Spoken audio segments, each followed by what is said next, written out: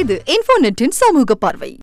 Hi friends, மதுரைக்கு அருகே தோப்பூர்ல ரூபாய் 1500 கோடி ரூபாய் மதிப்புல எய்ம்ஸ் மருத்துவமனை வரப்போகுது. ஸோ அது சம்பந்தமான ஒரு சின்ன தகவலை தான் இன்னைக்கு நம்ம ஷேர் பண்ணிக்க போறோம். ஜெயலலிதா முதலமைச்சரா இருந்த சமயத்துல தமிழகத்துல எய்ம்ஸ் மருத்துவமனை கண்டிப்பா வேணும்னு வலியுறுத்தி கடந்த 2014 பிரதமர் நரேந்திர மோடிக்கு கடிதம் எழுதினாங்க. அதன் விளைவா தான் இன்னைக்கு மதுரையில எய்ம்ஸ் மருத்துவமனை அமைய போகுது அப்படின்னு சொல்லலாம். இந்த மருத்துவமனையுடைய மொத்த மதிப்பு ரூபாய் 1500 கோடி ரூபாய் அப்படின்னு சொல்றாங்க.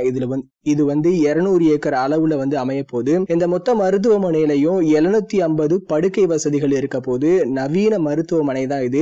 கிட்டத்தட்ட 100 MBBS இடங்கள், 60 செவிலியர்கள் இடங்கள் எல்லாமே இதுல வரப்போகுது அப்படின்னு சொல்றாங்க. இந்த மருத்துவமனையுடைய நோக்கம் என்ன அப்படின்னா, ஏழை மக்களுக்கு இலவசமா மருத்துவ சேவை வழங்கப்படும் அப்படின்னு சொல்றாங்க. நடுத்தர மக்களுக்கு அரசு நிர்ணயித்த குறைந்த கட்டணத்துல மருத்துவ சிகிச்சை அளிக்கப்படும் அப்படின்னு தமிழக முதலமைச்சர் எடப்பாடி பழனிசாமி சொல்லியிருக்காரு.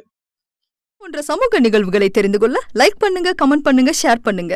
எங்களுடைய சேனலை சப்ஸ்கிரைப் பண்ணுங்க. பக்கத்துல இருக்கிற பெல் பட்டனை பிரஸ் பண்ணுங்க.